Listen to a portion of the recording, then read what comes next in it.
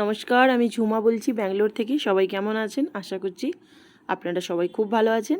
আমরাও সবাই খুব ভালো আছি। তো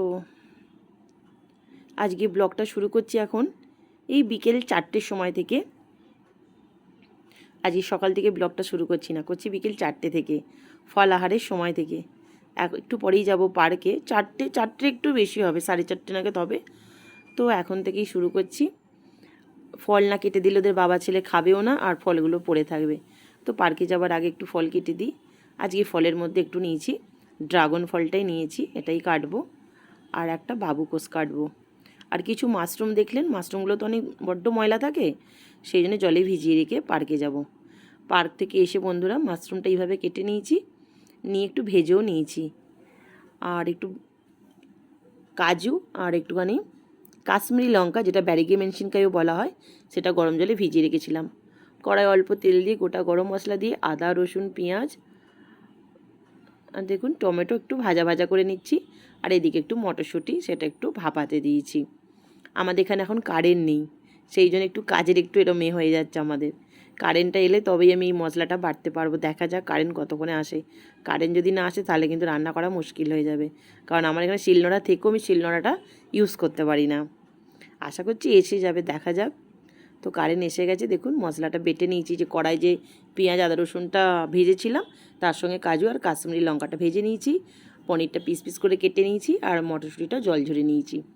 সেই একই কড়াইতে একটুখানি বাটার দিলাম, খুব বেশি দিইনি কিন্তু, একদম হাফ চামচেরও কম দিয়েছি বাটার। কারণ তেল ঘি বাটার সবই একটু কম, শরীরে সবই ভালো কিন্তু অতিটা ভালো নয়। তো তার ওপর এই বেটে রাখা মশলাটা দিয়ে দিলাম। এখন অনেকটা মশলা লেগে আছে, একটু জল দিয়ে ধুয়ে নেবো। আগে একটু নেড়ে চেড়ে নিয়ে এটা, এই রান্নাটা আমি এর আগেও একবার করেছি। সেবারে যখন করেছিলাম শুধু এটা, মাঝে মাঝে কখনও মাশরুম দিয়ে আর পনির দিয়েও করি, কখনও এখন শীতের সময় মটরশুঁটি অনেক আছে, সেটা মটরশুঁটিও দিয়ে দিয়েছি বেশ অনেকটা পরিমাণে। তার থেকে সবজির পরিমাণটাও বেড়ে যায়, খেতেও ভালো লাগে। তো একটু লঙ্কা গুঁড়ো দিলাম আর একটু ধনে গুঁড়ো দিলাম। হলুদটা একদম নামমাত্র দিয়েছি, স্বাদ অনুযায়ী লবণ দিচ্ছি, কারণ তরকারি রঙটা একটু লালচে রাখবো বলে হলুদটা একটু কম দিয়েছি। আর আমরা তো কোনো রকম শুকনো লঙ্কা বা গুঁড়ো লঙ্কা ইউজ করিনি, সেই জন্য গুঁড়ো লঙ্কার গুঁড়োটা একটু দিলাম। এই রান্নাটা ছেলে অনেক দিন ধরেই বলছিল। ছেলের আমি দেখেছি এখনকার প্রত্যেকটা ঘরে প্রত্যেকটা বাচ্চাদেরই দেখবেন একটু মুখরোচক খাবারগুলোই বেশি ভালো লাগে। তো যে কোনো মুখরোচক খাবার বাইরে হোটেল থেকে কিনে দেওয়ার থেকে ঘরে করলে পয়সাটাও যেমন অনেকটা সাশ্রয় হয়, আর সেটা অনেক হেলদি হয়, কারণ আপনি অনেক টাটকা পরিমাণে খান এবং সব জিনিসটা আপনি কম বেশি করতে পারবেন। ঝাল মশলাই বলুন বা তেল বলুন, একটু কম করতে পারবেন। তো আমি এখানে কিন্তু মশলাটা অনেকক্ষণ কষিয়ে নেওয়ার পর এখানে একটু গরম জল দিয়েছি। এখন মনে হচ্ছে জলের পরিমাণটা বেশি, তো এটা এখনও 4-5 মিনিট মতো রান্নাটা হবে। আর যেহেতু কাজু দেওয়া আছে, তো এটা গ্রেভিটা বেশ ঘন হয়ে যাবে আর খুবই তাড়াতাড়ি, সেই জন্যই জলটা প্রথমেই একটু বেশি দিয়েছি। দেখুন 4-5 মিনিট মতো ফোটাবার পর কীরকম হয়ে গেছে। 4 থেকে 5 মিনিটেই রান্না কিন্তু আমাদের হয়ে যাবে, যেহেতু মাশরুমটা ভাজা আছে। আর এইদিকে একটু চাটুতে রুটি করবার আগে একটু কসুরি মেথি নিয়েছিলাম, সেটাকে গরম করে গুঁড়িয়ে তরকারিতে দিয়ে দিয়েছি। সবটা দেখাচ্ছি না, কারণ এর আগেও আমার চ্যানেলে এই রান্না দেওয়া আছে। ছেলে বলেছে আবার চুষি পিঠে করতে, সেবারে চুষি পিঠে করেছিলাম, খুব ভালো লেগেছে ছেলের। তো একটু চালের গুঁড়ি নিয়েছি, হালকা স্বাদ অনুযায়ী লবণ মিশিয়ে নিয়েছি, আর গরম জল দিচ্ছি। দিয়ে যেভাবে আমি আটাটা মাখি, মানে পিঠে করতে গেলে যেভাবে মাখতে হয় সেইভাবেই মাখি। অনেকেই আছেন গরম জল করে তাতে চালের গুঁড়ি দিয়ে ভিজিয়ে রেখে দেন, আমি এইভাবে কখনো করি না। আমার মায়েদের দেখছি ডাইরেক্ট এইভাবেই করতে, তো আমি এইভাবেই পিঠে করে থাকি। আর গরম জল কিন্তু এই যে ফ্লাক্সে কড়াই আছে, গরম জল দিয়ে কিন্তু এটা মাখছি আমি। এখন শীতকাল বলে আর একটু সবসময় গরম জলটা রেখেই দিই, ফ্লাক্সে থাকে। সকালবেলা আমাদের ঘুম থেকে উঠে সবার আগে গরম জল লাগে, আমার বলে না, আমাদের তিনজনেরই লাগে। তো ছেলেকে বললাম চুষি পিঠে খেতে হবে না, আজকে গুজিয়া পিঠে করব। একই তো জিনিস, কিন্তু 10:30 বেজে গেছে, ওর বাবা এসে গেছে।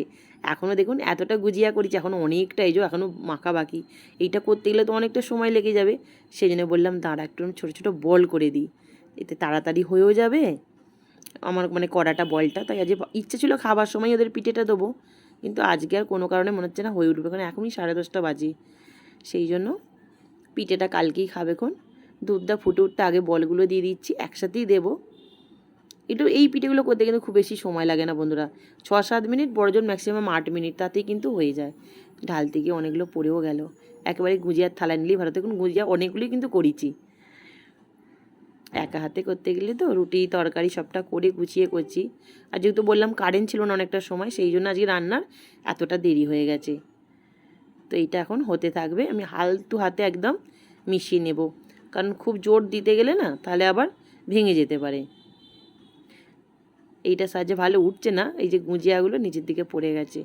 এটা সিদ্ধ হওয়ার পর তারপর আমি গুড় দেবো। ওর বাবা এসে গেছে, 10:30 বাজে, তো এবার ওর বাবাকে আর ওকে খেতে দিয়ে দেবো, মানে বাবুকে আর বাবুর বাবাকে। আমি সন্ধ্যেবেলাটাই খেয়ে নিই।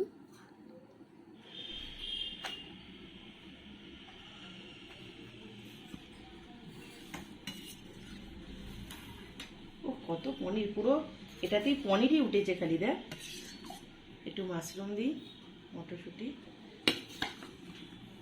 কই গো, আসো।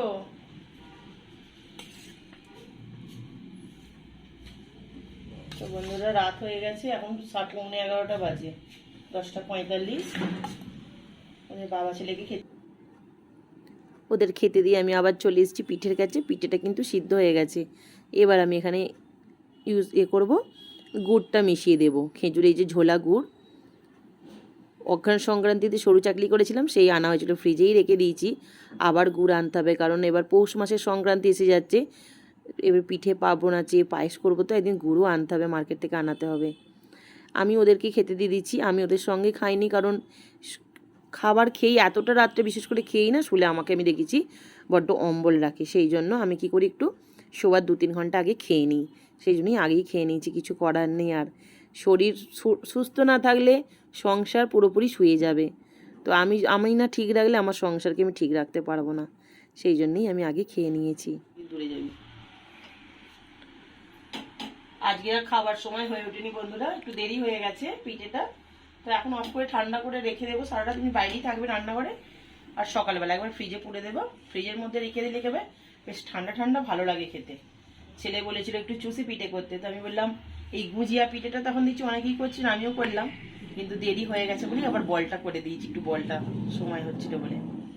সেই জন্য আজকে আর পিঠেটা লাস্ট অবধি দেখাতে পারছি না, মানে হয়ে গেছে পিঠে, কিন্তু খাবার সময় যে এটা কাল সকালে একবার আপনাদেরকে দেখিয়ে দেবো। তাহলে আজকের মতো ভিডিওটা এখানেই শেষ করছি। সবাই ভালো থাকুন, সুস্থ থাকুন, সবাইকে জানাই শুভরাত্রি।